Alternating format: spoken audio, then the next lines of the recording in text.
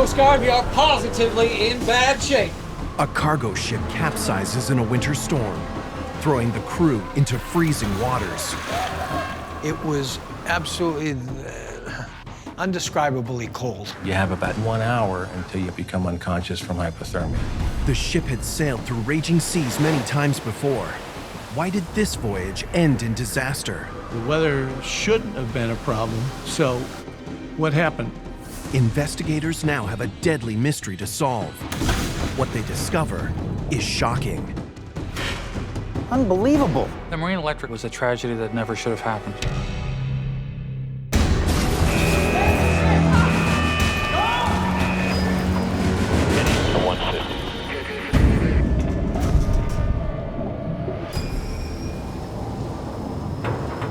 It's a stormy winter day off the coast of Virginia.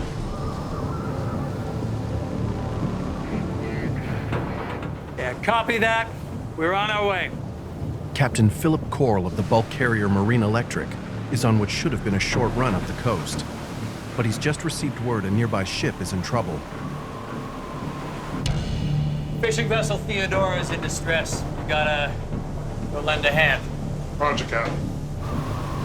Gene Kelly was on board as the Marine Electric's third mate. So they called us and asked if we could turn and go stand by the Theodora. And if they did sink, then you'd go into some type of a rescue attempt. There is the law of the ocean, you don't leave anybody in peril. The distress call finds the Marine Electric partway through a routine run, carrying nearly 25,000 tons of coal from Norfolk, Virginia, up the Atlantic coast to Somerset, Massachusetts. The 40-year-old vessel is no stranger to bad weather. It was built as a tanker during World War II. After the war, it was converted to carry cargo for commercial shipping. The Marine Electric had been through heavy seas before. They were confident that she was able to navigate through a tough storm. The ship's crew is also very experienced. The Marine Electric's captain is a veteran mariner with 4 decades at sea. Chief officer is Bob Cusick. He noticed the position of the Theodora when Marine Electric sailed past. Now, where were they when you saw them? They were somewhere around here. Bob Cusick, friendliest guy you could imagine working for. Made life easy, explained everything, was not overbearing. The sea was in his blood. He loved the sea from the time he was a little boy. He sailed from the time he was 15 to the time he was 64 or 65. Based on Cusick's coordinates, Captain Coral will have to turn the ship a full 180 degrees through waves 6 meters high. Prepare to alter course. Standing by. Turning means putting the ship temporarily broadside to the enormous ocean waves. If they don't time it perfectly, it could capsize the ship. Even if it imperils you, it doesn't matter. You have to do whatever it takes to help a fellow mariner. Now, turn left, standing on 220. Roger, Captain, turning to 220. As the ship turns, it cuts across the oncoming waves and shakes violently from side to side. Michael Carr served in the U.S. Merchant Marine. He knows what the crew was facing. It's like turning around on a freeway with everything coming right at you. It was very dangerous. Almost there. When she actually turned, the entire ship shudders. And then the ship comes back down and it just displaces tons and tons and tons of water at one time. Just like turning a rowboat, Cap. Coral times the turn perfectly. It was neatly done. He seemed really to know what he was doing. He handled the ship well and really put the minds of the officers and crew at ease. They knew that Coral was a pro. Any sign of the fishing vessel Theodora? I have a light bearing 2 points on the starboard bow. 2 points off the starboard bow. They quickly spot the vessel in distress. Got it? The 20-meter fishing boat is struggling in the 6-meter seas. It's taking on water, and the pumps that normally remove it aren't working. Coast Guard, this is Marine Electric. We are at position 37 degrees, 50.1 minutes north. 74 degrees, 53.6 minutes west. Roger, we copy that. On our way. Coral reports the ship's position to the Coast Guard and does what he can to help. Now let's see if we can make a wall. The massive Marine Electric positions itself so it can shield the fishing boat from the worst of the waves until Coast Guard rescuers arrive. It was like the Theodora having a wall of steel between her and the rows of swells that were coming in and threatening her. We get pounded pretty good. We were rolling pretty good, taking a lot of spray over the deck.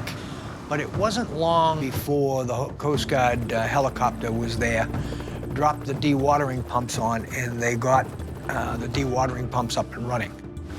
The Marine Electric protects the Theodora for nearly an hour while it pumps out. With Theodora finally out of danger, the Coast Guard clears the Marine Electric to continue on course for Massachusetts. But the storm is getting worse. The ship is now struggling to make any headway. You're talking about a fierce nor'easter here. Every time you have a wave, a ship really porpoises through it, really. And the bow may actually be submerged for a little bit in really rough weather. Ships like the Marine Electric were designed to cut through ocean waves, which wash over the deck and roll off the sides. But the storm has slowed their progress to a crawl. I am heaving 2. Slow ahead on the engine. Heaving 2, slow ahead on the engine. We're gonna have to ride this out. The captain slows the ship and heaves to, a position that simply holds it in place at the safest angle to the waves. With the storm jeopardizing the ship, the captain catches what sleep he can on the bridge. He wanted to be woken every 15 minutes and appraised of the situation. Did he have a premonition? I don't know. Can't see a damn thing. The wind was really howling, really howling. She had already cranked up to at least 40, 45 miles an hour. It was really bad.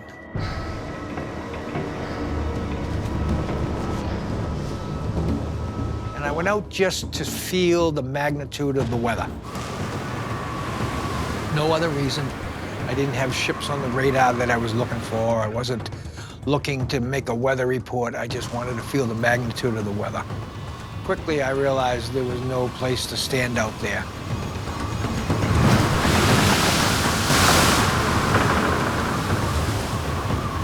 Hours pass as the Marine Electric endures lashing rain and heavy seas.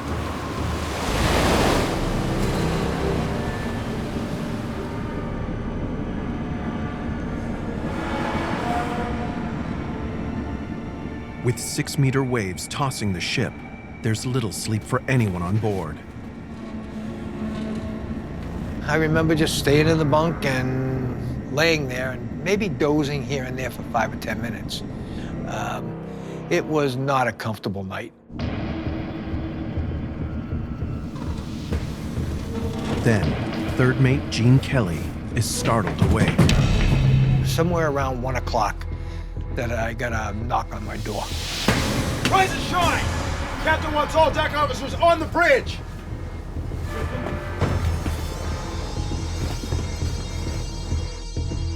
When my feet hit the deck, I could tell the attitude of the ship had changed. Kelly's instinct is right. Coast Guard, this is Marine Electric. I am going down by the head. Something is very wrong on the Marine Electric. The bow is no longer rising out of the waves. The forward part of the ship was underwater. The ocean was no longer rising up and boarding the ship and then shipping off the other side. Looking out on this, I knew that this ship was in trouble.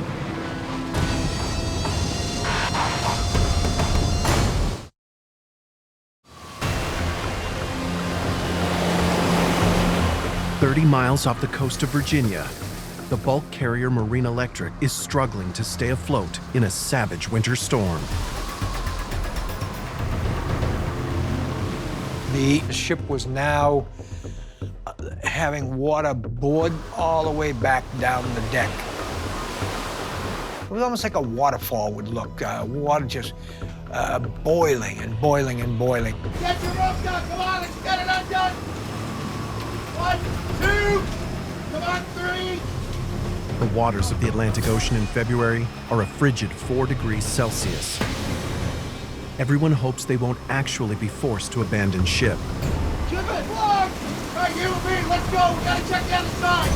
Abandoning ship is the last resort. It basically says we cannot no longer solve the problems in front of us, and we need to get off the vessel, which is sometimes even a worse set of circumstances. The water is freezing cold. It's the middle of winter. The wind's howling. I mean, these are huge seas as big as houses. So lifeboats or life rafts are not an improvement over staying on the ship. Captain Coral has a final, desperate plan to avoid sinking. Prepare to alter course. I'm gonna try to run her aground. Preparing to alter course. He's less than 50 kilometers from the coast. If he can run the Marine Electric aground, it might keep the ship and its crew above water long enough to be rescued by the Coast Guard. When I heard that he had turned northwest and was trying to run the ship aground, I thought, that's a pretty drastic move. They turn for land, but the bow is now completely underwater. The water was coming back right to the base of the house and just exploding into white water. Hatches were completely covered with ocean water. And there's another problem. Coast Guard, this is Marine Electric. I am listing at 8 degrees now. The water entering the ship is now making it list dramatically. It's now in serious danger of capsizing altogether. The captain calls for rescue. Coast Guard, you are positively in bad shape. Roger, we copy that. Estimate to your position, 2 hours. They don't have 2 hours. Coast Guard, Marine Electric. I think I'm gonna lose my ship here.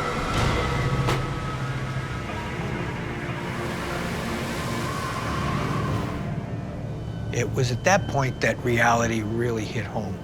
When Phil said, I think I'm gonna lose my ship.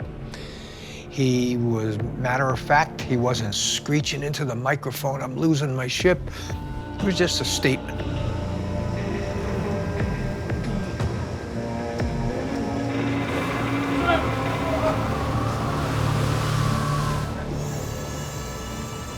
It just had to have been incredibly tough, but he just obviously saw at one point, we're not gonna survive this.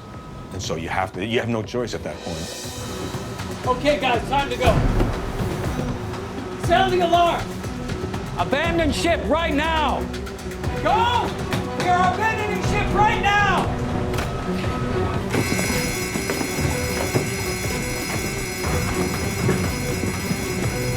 The crew scrambles on deck. You're sinking. The amount of time you have to take action is very short. You start to grasp the reality that this Mother Nature will wipe you out without even a second thought.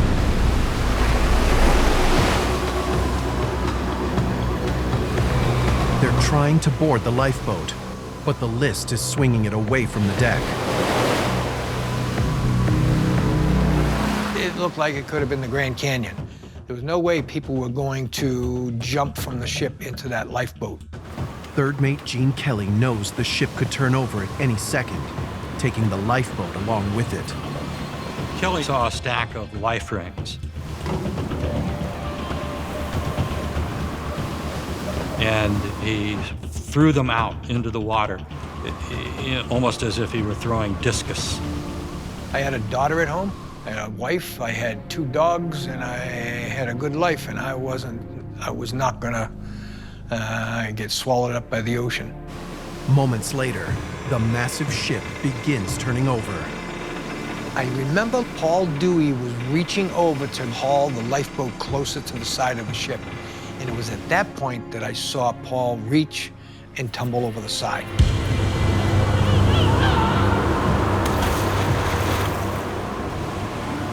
He was the first person that I saw go in the water. And as the ship was rolling, I could hear people screaming and yelling. And I could see the smokestack starting to come down on top of me. I don't know where it came out of. A primeval scream, and it was from my mother. It was, "Ma!" Kelly is thrown into the freezing water, wearing only a life jacket and the clothes on his back, as the Marine Electric completes its terrifying roll. It was absolutely undescribably cold. Somebody put you in a vise and turned it as tight as you could. I couldn't catch a breath. The rest of the crew is scattered around him. I'm treading water in my life jacket. When I reached the crest of a wave, I could see the strobe lights on all the life jackets. And then you'd be down in the trough of the waves, and you might only see one or two flashes. The churning ocean is frigid. Unless help arrives soon, none of them will survive. You have 1 minute to get your breathing under control. You have about 10 minutes of meaningful movement and 1 hour until you might become unconscious from hypothermia. Drifting alone in the dark, Kelly gets lucky. I just bumped into something, and it turned out to be 5 other guys holding onto a life ring. Kelly grabs on, and together they fight for their lives against the deadly effects of the freezing ocean. The water was excruciatingly cold. The other guys on the life ring, they kept falling off to sleep.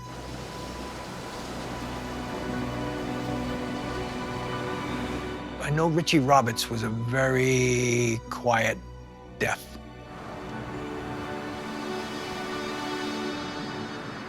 Because he fell asleep, and I said, "Richie, you all right? Richie, Richie." And he didn't respond. In itself, hypothermia is a very violent internal death. Externally, it looked very peaceful and very inviting to go to sleep and just maybe wake up later. Barely conscious after more than an hour in the water, Kelly hears something overhead. A Coast Guard rescue helicopter.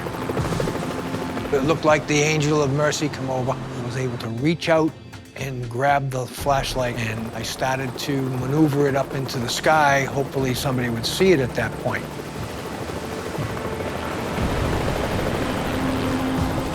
The helicopter is equipped with a basket to hoist survivors to safety, but it's meant to extract them from lifeboats.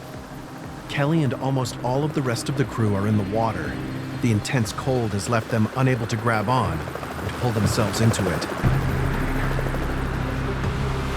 A Navy helicopter arrives next, and rescue swimmer James McCann plunges in. He's trained to pull survivors from the water. I swim to the person, grab them by the back of their jacket, don't even check to see if they're alive or dead, and swim over to the basket. McCann is the sole rescue swimmer on the scene. Only he can pull men directly from the water. They were pretty much face down in the water. Some of them were head up in the water with no movement whatsoever. They just kind of had the arms limped out here, and the vest was basically holding them up. McCann braves the deadly seas for nearly an hour, retrieving as many crewmen as he can. I knew I was going to hypothermia, but I didn't want to quit. Up in the helicopter, the crew chief saw me shaking. He called it. He pulled me in. In the end, only 3 men survived the freezing waters: able seaman Paul Dewey, chief mate Bob Cusick, and third mate Gene Kelly. Why me? Why was it me that made it? Who knows? Who knows? But, yeah, my ticket wasn't over for the ride. That's what I keep telling people. Who knows? The capsizing of the Marine Electric has left 31 men dead. But what caused it remains a mystery. The search for answers will become the most important maritime inquiry in American history.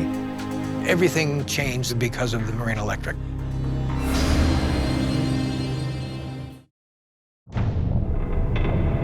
Seven hours after it capsized, the Marine Electric finally disappears into the Atlantic. Meanwhile, news of the tragedy has already spread. When I found out about the Marine Electric, I was in my apartment at school in Amherst, the University of Massachusetts. Carol Cusick is the daughter of the ship's chief mate, Bob Cusick. There were 3 or 4 feet of snow fell that night. And so our phone lines were down. There was a knock on the door, and my friend opened it, and there was a state policeman there.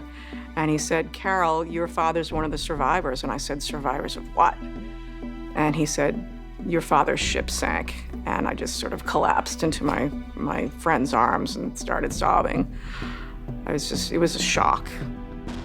31 members of the Marine Electric's crew of 34 are dead, including Captain Philip Coral.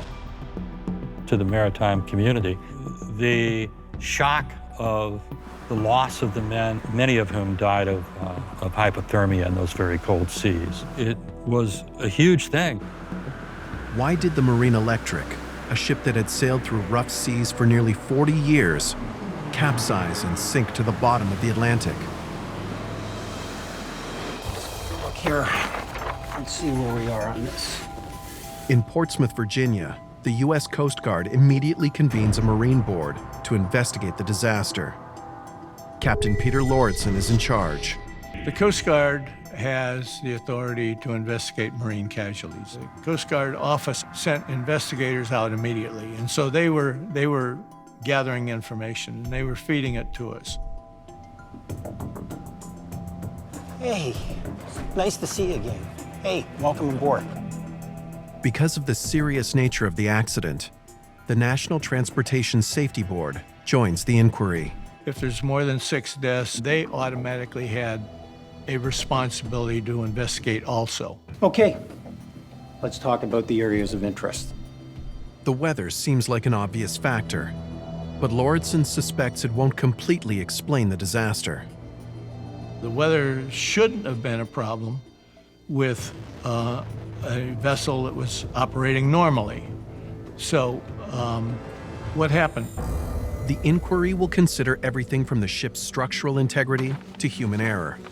So Lauritsen needs to see every scrap of information he can get. We're gonna need the survey, the records, and manifest. Okay. Got it. Everything that you got. Okay? Divers survey the wreck and discover the hull in several large pieces on the seafloor, presenting Lauritsen his first possible cause: its cargo of nearly 25,000 tons of coal. The heavy cargoes that bulk carriers contain have to be loaded in just the right way, or it can put a huge strain on the ship's structure and even break it in half. If you load the holds in the wrong sequence, if you load too much in one hold and not enough in another hold, you can have situations where the ship will literally break apart. Lauritsen wonders if the crew made a deadly loading error before they ever left port. All good? As always. Yeah. The sequence is important so you don't overstress the vessel. All right. Okay, thanks, Bob.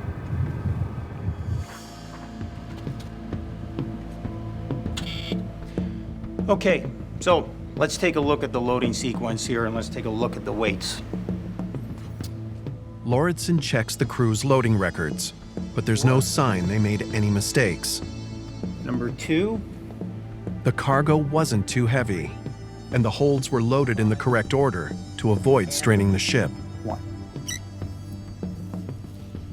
That's the sequence it was loaded.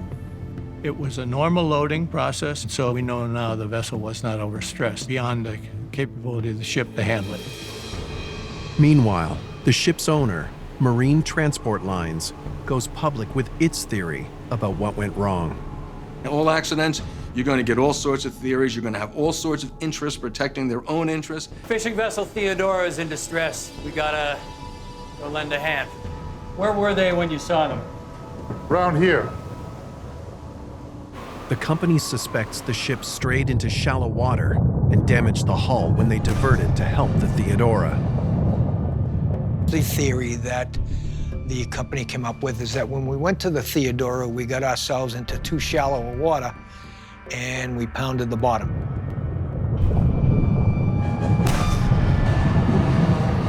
Okay, let's hear what we got.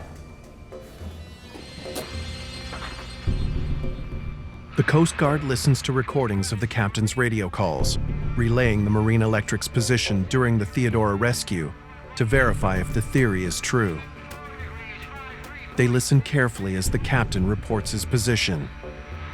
Coast Guard, this is Marine Electric. We are at position 37 degrees, 50.1 minutes north.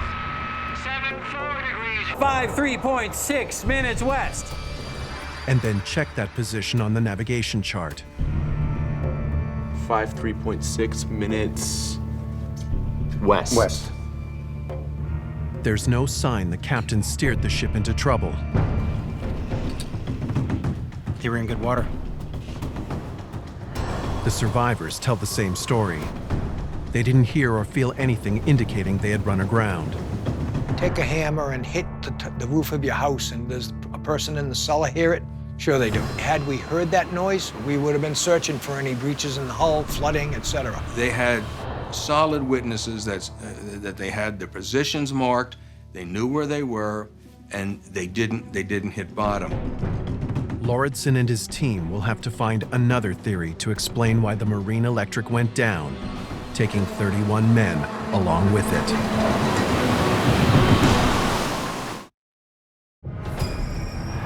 The inquiry into the sinking of the Marine Electric has little physical evidence to work with. The ship is at the bottom of the Atlantic. But they do have the captain's radio calls to the Coast Guard. Coast Guard are positively in bad shape. They're hoping the tapes might offer a clue to what caused the disaster. Coast Guard, this is Marine Electric. I am listing at 8 degrees now. It's clear the ship lost stability fast and was on the verge of sinking by the time the captain gave the order to abandon ship. He seemed to recognize, I would say at the correct time, we got to get off this ship, we got to abandon ship. He made the right decision. I'm going down by the head. I seem to be taking on water forward. Stop it. Play that back.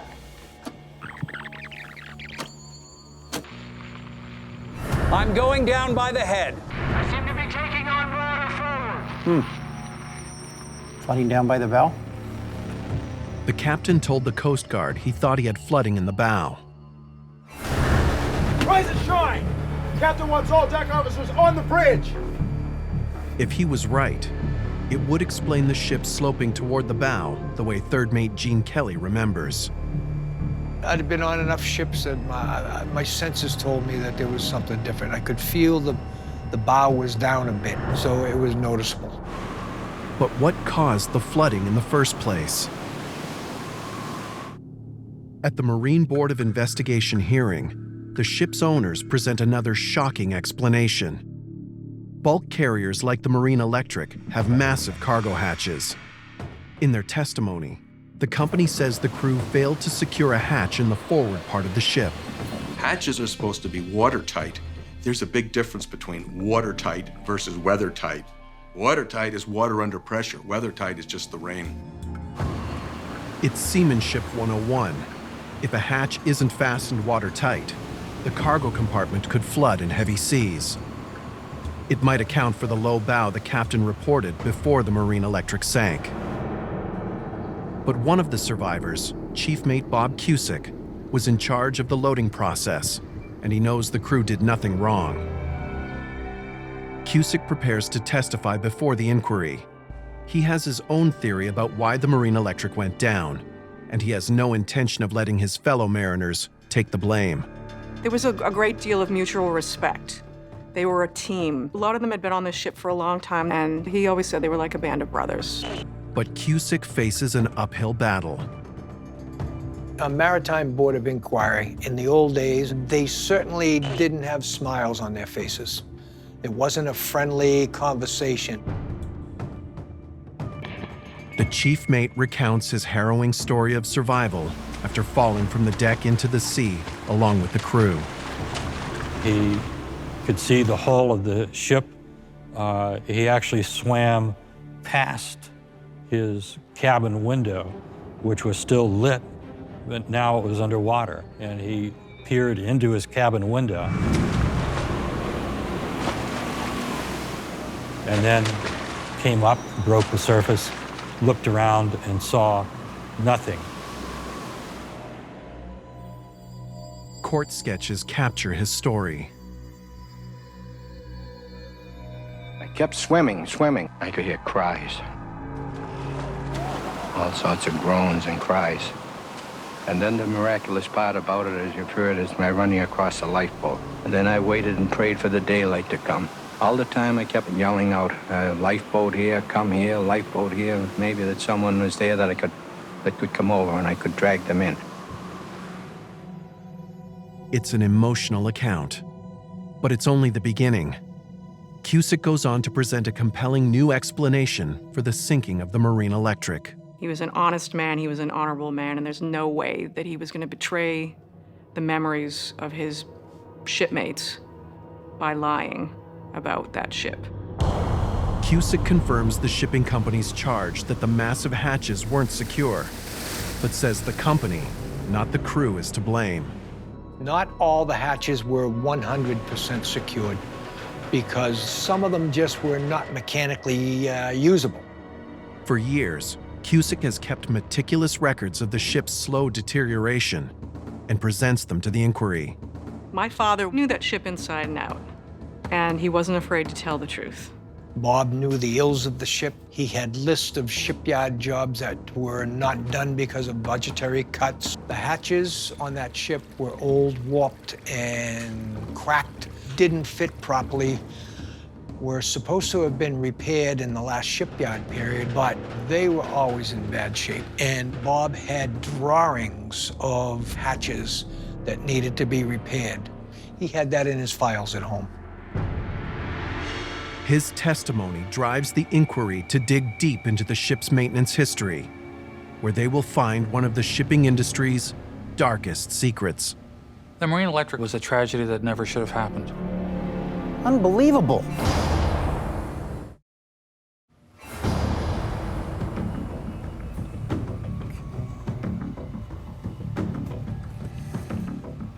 Thank you. The Marine Board pores over box after box of the Marine Electric's repair records, searching for evidence to back up Chief Mate Bob Cusick's claims of negligence by the ship's owners. Cusick's records, he gave us several leads. You're going to go back to the company and say, I want all your invoices for all the repairs you've done. We want to see everything you did or did not approve. You're going to match up invoices to what was said by witnesses, by what maybe you said in past shipyards. You're going to go back to past shipyards, maybe even 2-3 years to find out, especially on Marine Electric. I'd go back at least 3 years. The inquiry catches a lucky break. One of the ship's hatch covers was replaced just 3 months before the disaster. They track down the discarded hatch in a construction yard and analyze its condition. What they find is alarming. It was paper thin to 75% wastage, and the supporting structure was just as deteriorated. The company had waited until it was nearly crumbling to replace it. Cusick had testified that the company ordered repairs to the hatches and deck be done using second-rate materials, including an epoxy known as Red Hand, which is meant to be a temporary fix. It's not watertight long-term, and not nearly as strong as steel. The worn-out hatch cover backs up his claim. The Red Hand was used to fill cracks, and the ship had hundreds of them on the deck, on the sides of the hatches, on the hatch cover panels themselves. They were everywhere. If you walked on the hatch covers, you stood a really good chance of falling through. These hatch covers are supposed to be built to keep tons of seawater out. And there were holes in the deck that were circled so that people didn't trip over them. It always comes back to money, doesn't it? So we'll weld a plate over that hole, and it'll keep us going. We'll get the repairs later, next time we're in dry dock. Most revealing in the company records is the note of another critically degraded surface, the dry cargo hatch. It's located at the bow, which was often submerged as the ship cut through the high waves. Coast Guard, this is Marine Electric. I seem to be taking on water forward. Makes sense, down by the bow. It's the missing piece of the puzzle. Investigators now have a clear picture of the sequence of events that led to the tragedy. Can't see a damn thing. The serious flooding started somewhere in that early evening watch. Waves breaking over the bow poured through the compromised dry cargo hatch and deck plating. And so spaces that shouldn't have had water filled with water.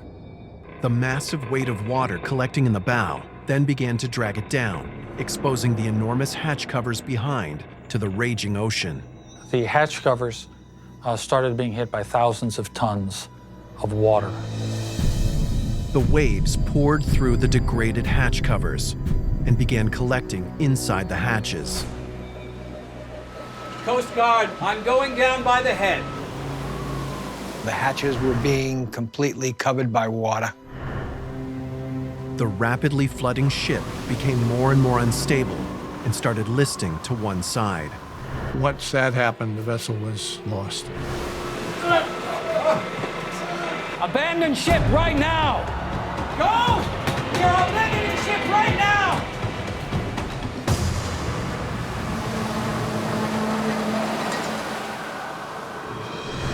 The inquiry now knows the Marine Electric was a ticking time bomb of shoddy repairs. Yet somehow it passed inspections in February 1981 and June 1982, just 7 months before the disaster.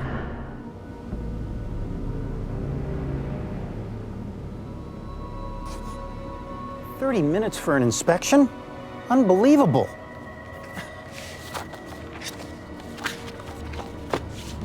Records from the Coast Guard and the American Bureau of Shipping reveal shocking signs of rushed inspections and skipped steps. The American Bureau of Shipping is the private agency that is supposed to survey the hull and show that that's safe. It should have almost taken days. Every hatch cover, every watertight opening, every weathertight opening should have been surveyed. There was one crack in the deck. They had spray painted a circle around it, and then Coast Guard inspectors stepped over it without making any comment. The Marine Board finds both the American Bureau of Shipping and the Coast Guard responsible for improper inspections and failing to acknowledge apparent damage on board the Marine Electric. Incredibly, during the 40-year-old ship's last inspection, the clearly deteriorated hatch covers weren't even tested to see if they could keep out the rain, a procedure typically performed with a fire hose. For a ship this old and the conditions of the hatches, to not conduct a hose test when it's in the yard, the best I can say is negligent at best.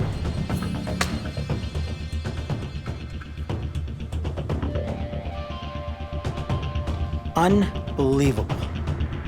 Investigators discover that inspectors from both agencies missed blatant evidence of poor maintenance.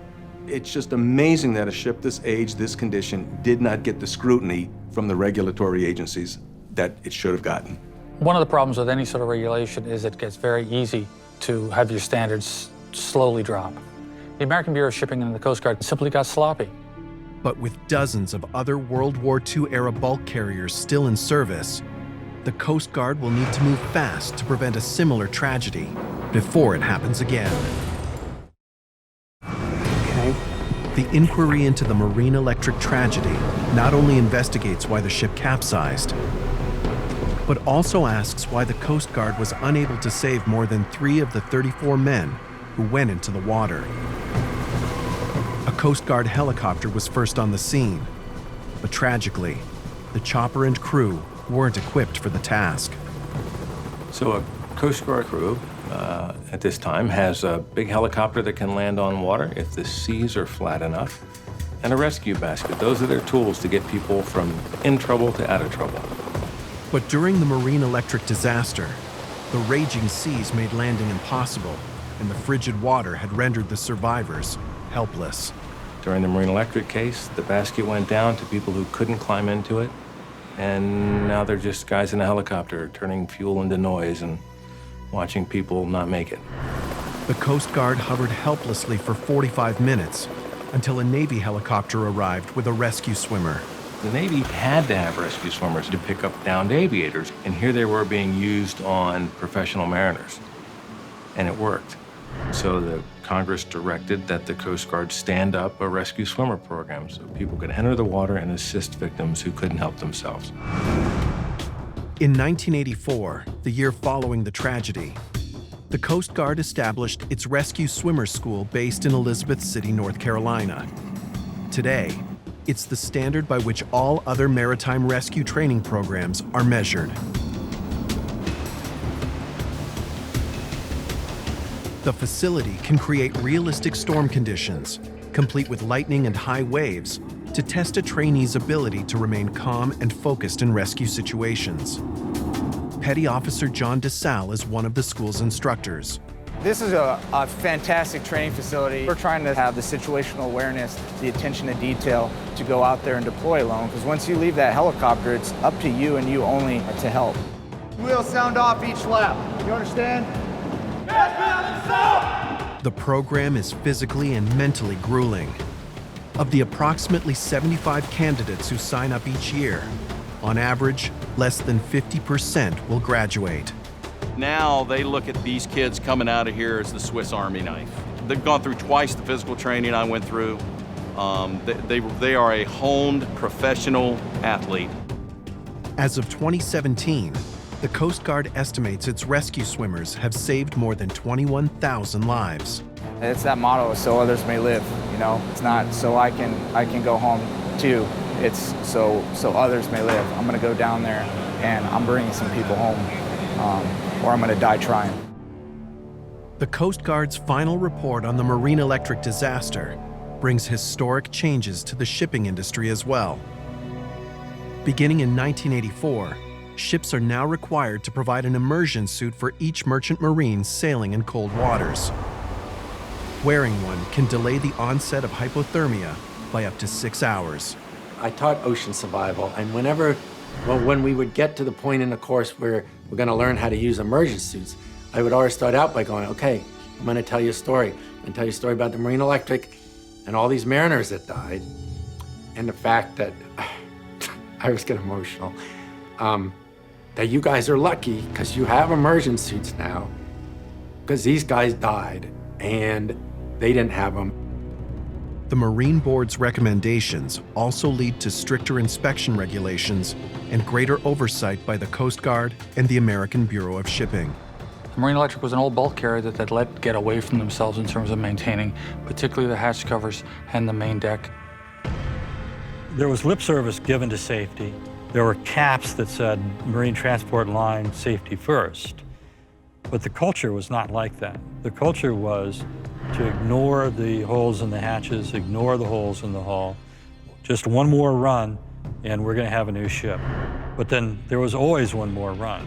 The company failed, the Coast Guard failed, ABS failed, you know, all this stuff was happening, and people had responsibility. And Cusick gave us the key to it. Through that targeting, they were able to force more than 90 old World War II type ships out of service.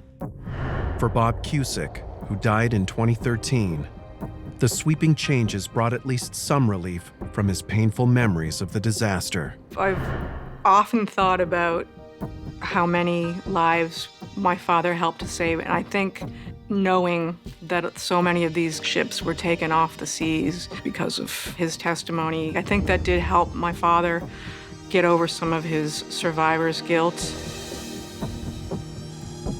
The legacy of the Marine Electric was one of the greatest reform efforts in American maritime history.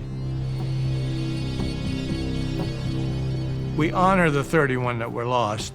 We couldn't do anything about the loss of the vessel, but we made sure that their loss was a lesson learned.